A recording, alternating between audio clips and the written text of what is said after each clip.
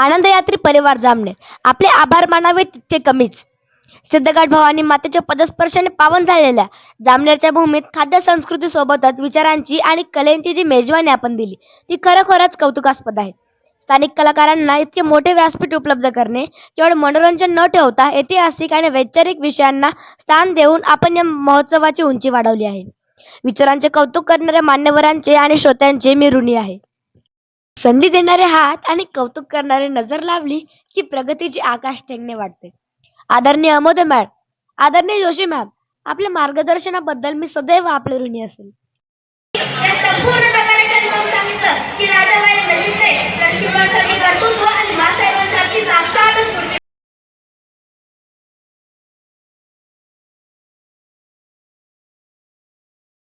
सह्याद्रीच्या कड्या कपारीतून गंगवणाऱ्या वाऱ्यातून पेसाडणाऱ्या डोंगर दऱ्यातून आणि मावळ्यांच्या रक्ताच्या थेंबातून आज एकच आवाज येतोय तो म्हणजे जय जिजाऊ.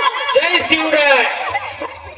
सन्माननीय अध्यक्ष व येथे उपस्थित जिजाऊच्या लेकींनो आणि शिवरायांच्या मावळ्यांनो, मी उत्कर्ष आनंदवाडी आज इथे जिजाऊंबद्दल बोलणार आहे. अरे, लोक म्हणतात की राजा व्हायला नशीब लागतं, पण माझ्या जिजाऊंनी या संपूर्ण जगाला ठणकावून सांगितलं की राजा व्हायला नशीब नाही तर शिवबांसारखे कर्तृत्व आणि मासाहेबांसारखी साक्षात स्फूर्ती लागते. अरे, जिजाऊंनी केवळ इतिहास वाचला नाही तर त्यांनी तो इतिहास आपल्या मनगटाच्या जोरावर लिहिला. ज्या काळी महाराष्ट्राच्या मातीला गुलामगिरीचं ग्रहण लागलं होतं त्यावेळी जिजाऊ नावाचा सूर्य उगवला आणि महाराष्ट्राचं नशीब उजळले. आठवतो अंगावर शहारे आणणारा प्रसंग. अफजलखानाच्या वेटीला जाताना जिजाऊने शिवबांना धाडसाने सांगितलं, शिवबा, ही माती तुमची वाट बघते. त्या नराधमाचा कोटाडा बाहेर काढल्याशिवाय प्रतापगडाच्या पायऱ्या चढू नका. अशी आईची फाटीशी असते त्या शिवबांना रोखण्याची ताकद या जगात कोणाकडेच नाही. जिजाऊच्या कौतुकाचे वर्णन शब्दात करणे कठीण आहे, परंतु या काही ओढ गुण त्यांना अभिवादन करू इच्छिते. नवी सूर्य असेपर्यंत नाव तुझे गाजणार, स्वराज्याच्या इतिहासात जिजाऊ तुझेच नाव पहिले येणार.